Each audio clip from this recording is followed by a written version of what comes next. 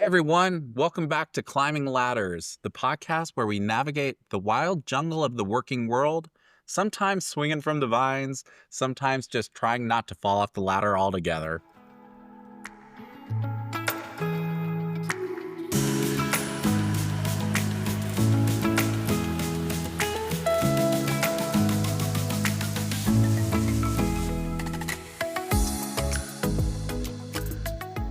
Hello everyone, I'm Kevin, one of the hosts for Climbing Ladders, where your career is like a group project, except half the team is asleep and your boss just emailed you at 11 p.m. And the other half of the team, me, Christine, or you'll learn I answer to CT2. So, Kevin, can I just say, OMG, we got in some great feedback about our last podcast, How to Quit. Honestly, I am, and also not surprised that we had a lot of our listeners totally feeling it because they are going through some of those signs of burnouts or resource drought or have gone through the same thing themselves. No, it was awesome. So grateful for the engagement, encouragement, funny comments from the first episode. I mean, how awesome is our audience? Our first followers. You guys are amazing. We really appreciate you. Love doing this with you, Christine, my former work wife. And this just gives us more energy to keep having these fun workplace conversations, right, CT? Totally, of course. So, Kevin, we kind of hinted about this episode in our first episode. And if you follow us on Instagram, you probably have seen some of our posts as well hinting to this. But this is going to be, I think it could be a series, but we'll see. Let's see how you guys do with it. But do you want to confirm what we'll be roundtabling about today? Yeah, absolutely. Our round table for two. Today, we're talking about something that makes a lot of us want to throw our laptops out the window, dealing with bad bosses, whether they're micromanagers, credit takers, ghosters, or full on toxic tyrants. We've seen it, we've experienced them. And if you're one of the lucky few that haven't, you will. Sorry in advance. Bad bosses. We've had them, or we were them, or maybe we currently are working for a bad boss. It's a learning lesson, I think, and unfortunately part of your rite of passage in the workplace. But I'm sure we've even had great bosses. So, the ones that we like to say that I want to be like them when I climb that ladder.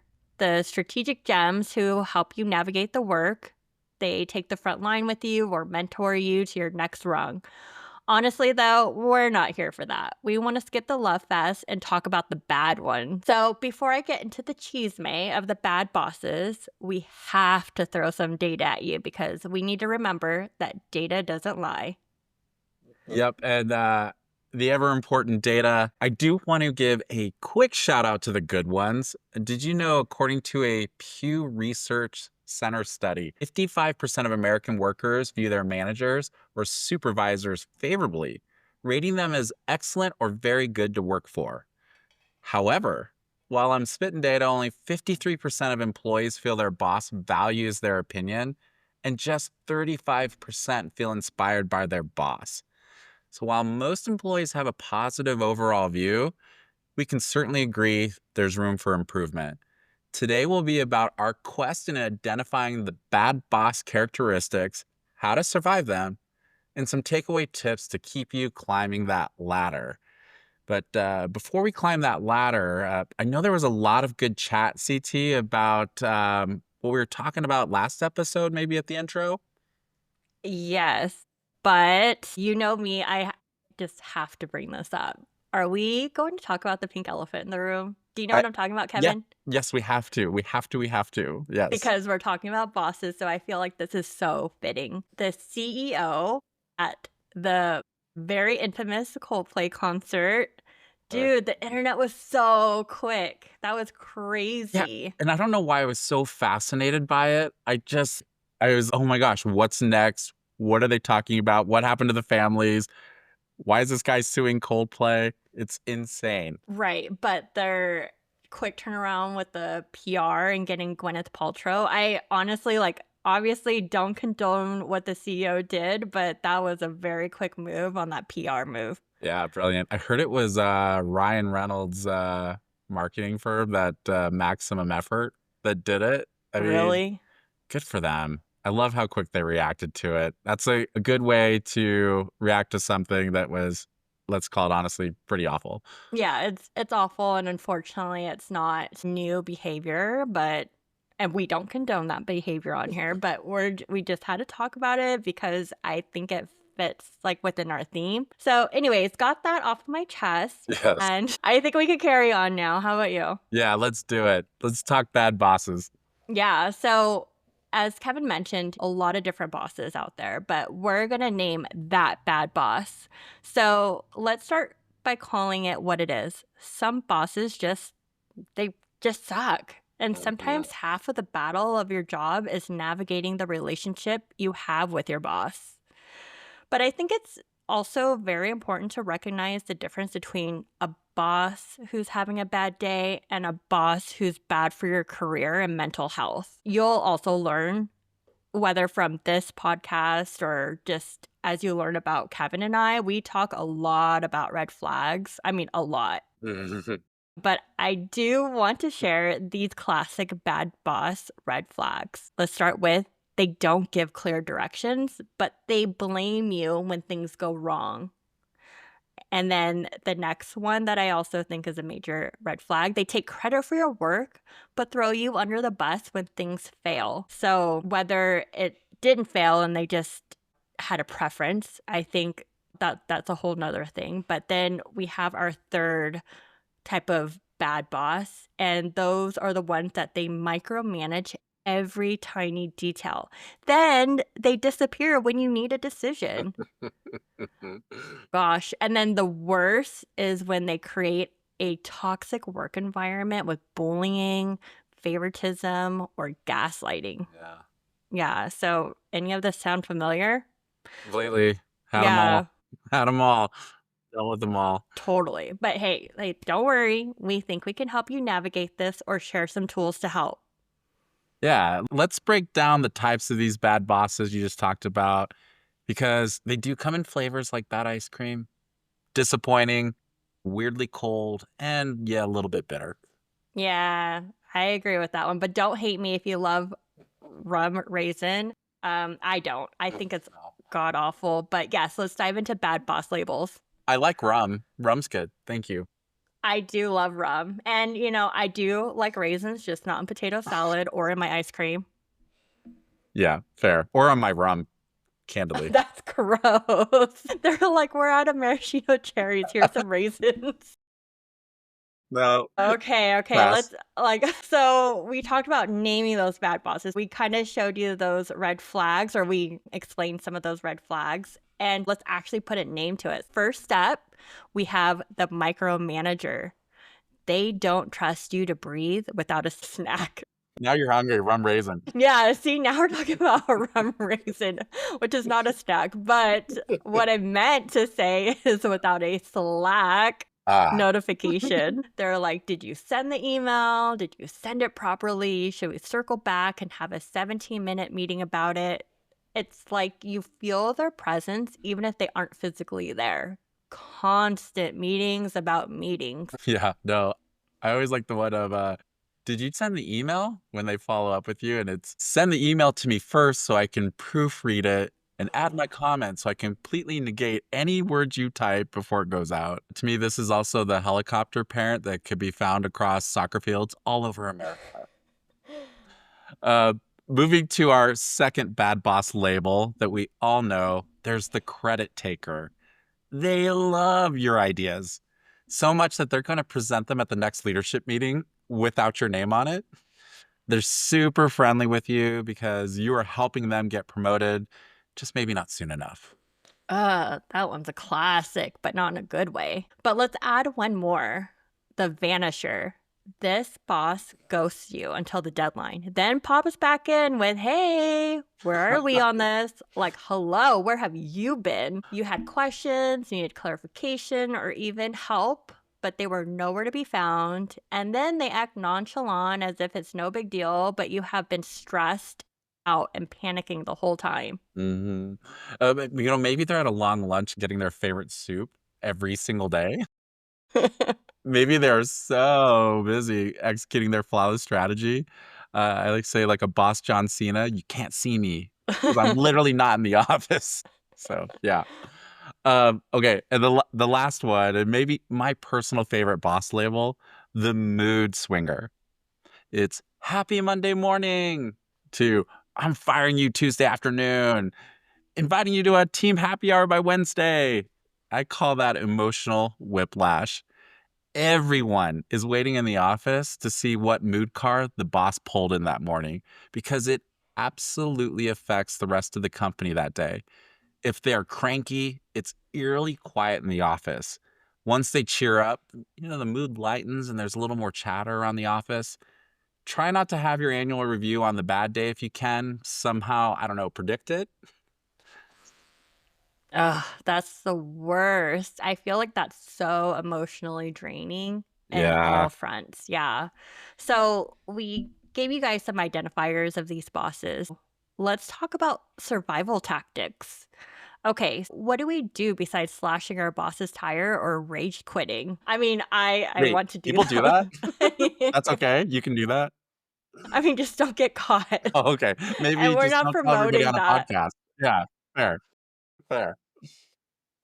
No, but there really are some good tips, and these are not I've actually used a lot of these myself, especially this one, and it's speak their language.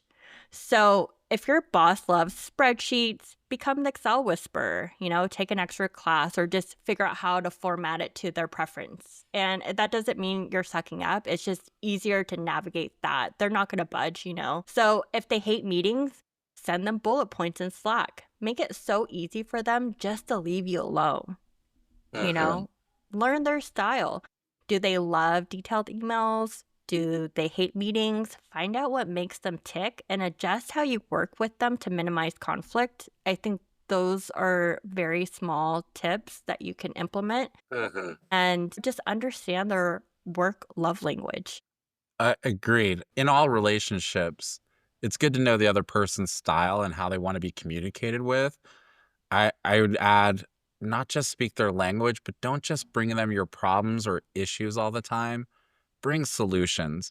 I always loved it when a direct report would come to me and not just complain, looking for me to solve the problem for them. Rather, they'd say, "Here's what happened.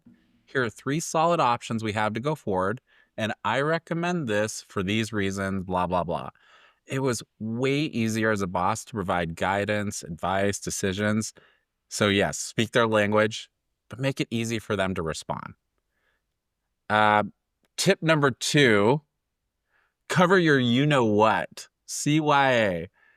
Good advice is to email recap everything. What's amazing is you can use AI tools now to help recap that meeting if you just don't like typing up meeting notes. If your boss tells you verbally to do what feels right, send a quick follow up, such as, "Okay, per our combo, I'll go with option A." It's just protecting yourself like it's legal dodgeball. So, dodge, duck, dip, dive, and dodge, the 5 Ds of dodgeball. RIP Patches O'Houlihan. Also another top 18 movie for me.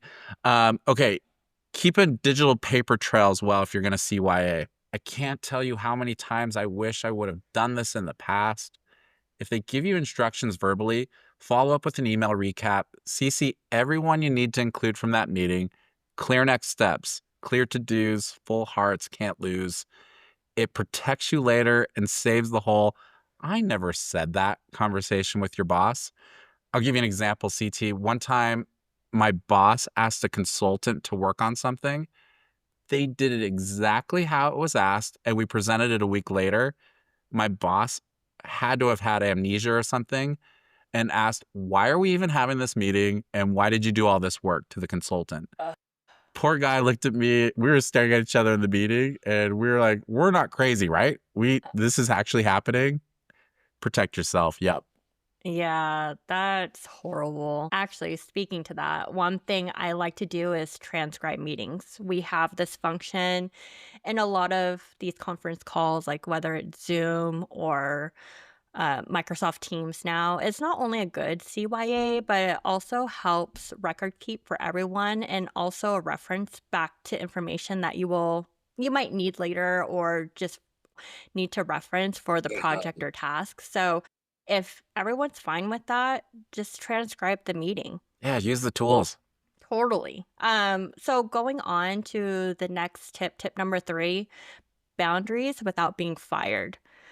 Pro tip, phrases like just to clarify or make sure we are aligned and in order to meet expectations are basically the corporate version of ducking under a swinging axe. It's totally okay to say, I'll need clarification on that before moving forward, or even I won't be able to meet that deadline without additional resources. Respectful honesty beats silent suffering, Mm, hands down. good saying. I like Yeah. also ducking under a swinging axe. Apparently, we're talking a lot about dodgeball rules here, but yeah. Kevin, you've had a really rough corporate life. I mean, It sounds very physical. I'm fine. Everything's fine. But I actually have an acronym I like to use, which is CTAP, clarify, timeline, accountable, then proceed. Say that again. C-tap? CTAP. Love it. Yep. Clarify what the ask is, ask for the timeline, who's accountable for what, and then you proceed after that. Dig it. Good Yep. advice. I like that one. Mhm. All right. Tip number 4, build some allies. I would say find mentors or allies in your company who can give you perspective and support. Just don't isolate yourself.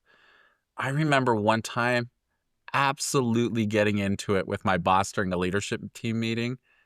It was heated, swearing, elevated.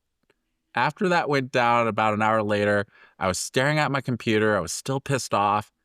And I got this little email from our very intelligent, very respected, and very important to this story, quiet COO, a man of few words. But he said, "Sorry you had to deal with that, Kevin. I support you." That one quick, simple sentence and message from someone I greatly respected saved my day. It meant a lot. Now, having allies within the company isn't going behind your boss's back just to talk shit. It's more of a way to check with other leaders or teammates for advice and guidance. As they say, one team, one dream. Yes, and unfortunately, I think I caught wind of that experience you had, Kevin, and I've had my own. But yes, having allies is so important. The last tip that we'll provide, not the only, but the last one that we have time for is have an exit strategy. This ties into our last podcast. Sometimes the best move is just out. If the environment is truly toxic, Mm. protect your career and mental health by preparing to leave on your terms, not theirs. Don't wait until the relationship is sour because, as you know, most industries are small, even among the corporate giants. Someone knows someone who knows you. So Yeah. just leave on good terms on your behalf, but just make a plan. Yeah, you wouldn't stay in a abusive relationship, so why would you do it at work? Yeah, true. Okay, this seems like a good time though for our sponsor break. Have you ever had a boss that threw a company happy hour at the office and they showed up with only some Keystone Light and boxed wine that was sitting in their car all day? Well, be the happy hour hero and earn some brownie points with your boss by bringing something amazing from our friends at Glassman Wines, the sponsor for this week's episode. Glassman Wines were developed by our good friend and advanced som, Brian Kulik. His wines have scored a 93-point rating from Tasting Panel and Som Journal. And while boxed wines are getting better, there's a reason they're not scored as high as Glassman Wines. Normally $35, we have a climbing ladder special for only $24.95 a bottle. If you email my friend at brian@briandavidwines.com, we'll have the info in our description. Better wine is worth the investment, and at $24.95, you're not going to break the company entertainment budget. Enjoy the Glassman wines at your next company happy hour, and please don't forget to drink responsibly. All right, back to the chat. And my favorite segment that we do, the water cooler. And we're going to have some boss horror stories to share with you. A lot of our conversations have been more aligned with your typical corporate work environment and structure. However, we think that bad bosses are unfortunately a universal player in all work environments. So we've asked our Instagram friends and pulled some anon stories online to share. Here we go, some quick fire. From Ostentia on Reddit, she said, quote, I had a boss who refused to let me take an unplanned vacation to see my grandma on her deathbed. I quit on the spot. It was strange because up until that incident, she was really cool and laid back. But when I asked for the weekend to go visit my dying grandma, she snapped and lectured me about how I needed to plan my vacation better. Wow. Yes, I'll circle back with my family to schedule our farewells and funerals. Oh, so Yikes. sad. I know, that's horrible. I have one from a Reddit poster as well. Needy, that is a poster's name. They wrote, I made a 1,000-page research document that was never used. People always told me I'd have to work my ass off as a lawyer, but I was okay with the hard work because at the end of the day, I thought I'd make a difference. I would literally only leave the office for 2 to 3 hours to come home, shower, take a quick nap, and then get back to the grind, working almost 18 hours a day. Every odd month, my boss would ask me to make ledgers consolidating months worth of research, saying it was important. So I pushed myself to include as much information as I could. After I would make like 500 to 1,000 page binders, he would look at it and say, oh, you did all this work, but it's irrelevant now. Ugh. I must have made at least 5 to 6 binders during my time at that law firm. Nitty, I hope wherever you are today, I hope you're in a happier place not doing that or at least being appreciated for it. Right? All right. How about this one? The boss who crashed a wedding. And, people always question whether they should invite their boss to their wedding sometime. CT, just so you know, personally, I actually won a bet with my boss to pay for my honeymoon. So she was definitely invited to my wedding. Yeah, that's a good one. Yeah, really good one. But what if you decided not to invite them and they show up anyway? Well, this employee wrote, quote, I'm an executive assistant. My boss went to a coworker's wedding because he had a question about something and she was the only one who could answer it. One of the groom's relatives is a police officer, and she had to escort my boss out because he wouldn't leave.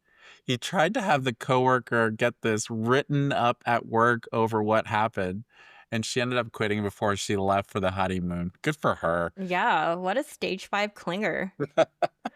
All right, we have one more, and this is from Annie S. And she writes, I had a bad boss who did not know personal boundaries. He made work his life and thought, you should too. When I got injured at the office, I slipped and fell and broke a bone in my elbow. He called me the next day after my injury asking when I would return to the office. This man continued to call me almost every day for a week until I had to read him the riot act and then report him to my workers' compensation manager.